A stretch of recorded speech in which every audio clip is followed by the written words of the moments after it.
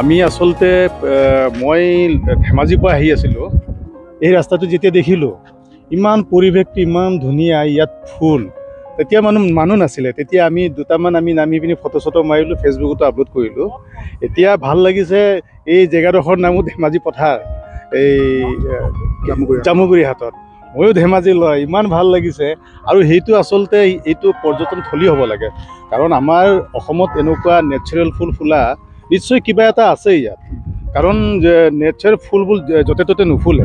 চ' এইখিনি এটলিষ্ট যিমান সময় থাকে, এই এমাহ থাকে 2 মাহ থাকে, অলপমান প্ৰিজাৰ্ভ কৰি অলপ হাইলাইট কৰিব লাগে। আৰু জেগাডোখৰো ভাল লাগিব, নিট এণ্ড ক্লিন হ'ব লাগে। ইয়াত মানুহবোৰ আহি নিজে ফটো তুলিব, ভাল লাগিব।